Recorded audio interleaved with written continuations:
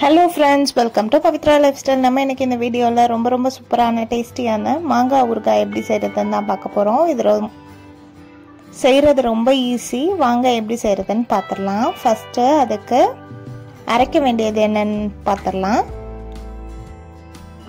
1 teaspoon அளவுக்கு வெந்தயத்தை நல்லா வறுத்து எடுத்துக்கணும். இந்த மாதிரி பொரியும். அந்த டைம்ல எடுத்து தனியா எடுத்து வச்சுக்கலாம்.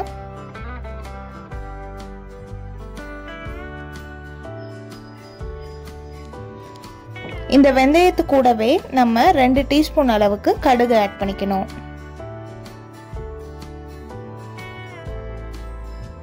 நான் சொல்ற அளவு வந்து ஒரு மாங்காய்க்கு ஏத்த அளவு. ஒரு மாங்காயை நல்லா கட் பண்ணி வச்சிருக்கேன். இப்போ ஒரு கடாயில நல்லெண்ணெய் ஊத்திக்கோங்க.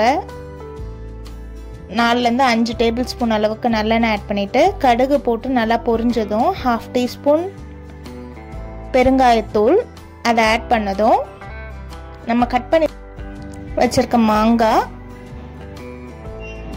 அதை ஆட் பண்ணிட்டு அது கூடவே நம்ம 1 டீஸ்பூன் அளவுக்கு உப்பு ஆட் பண்ணிக்கலாம்.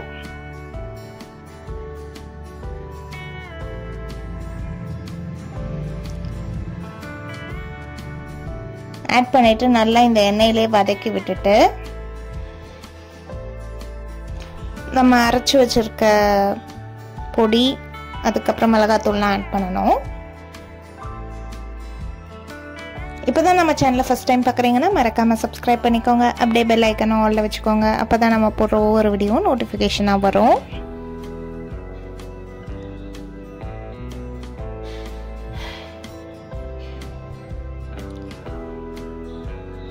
கடுகு வெந்தயம் அரைச்சி வச்சுருந்தோம் இல்லையா, அதை ஆட் பண்ணிக்கலாம். அது கூடவே தனி மிளகாத்தூள், red chilli powder 2 teaspoon add பண்ணிக்கலாம். உங்களுக்கு காரத்துக்கு ஏற்ற மாதிரி அட்ஜஸ்ட் பண்ணி ஆட் பண்ணிக்கோங்க. நல்லா கலந்து விட்டதும் 2 to 3 மினிட்ஸ் மட்டும் மீடியம் ஃப்ளேமில் வைங்க. அதுக்கப்புறம் சிம்மில் வச்சுட்டு எண்ணெய் நல்லா பிரிஞ்சு வர வரைக்கும் வேக விடுங்க.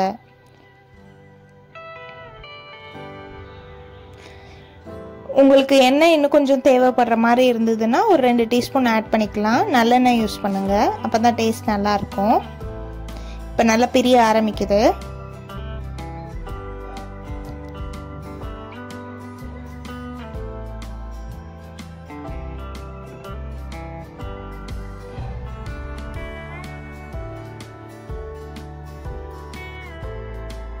நீங்களும் இதே மாதிரி ட்ரை பண்ணி பாருங்க.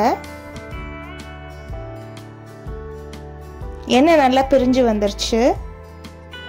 அடுப்பை ஆஃப் பண்ணிடலாம். ட்ரை பண்ணி பார்த்துட்டு எப்படி வந்ததுன்னு கமெண்ட்ல சொல்லுங்க.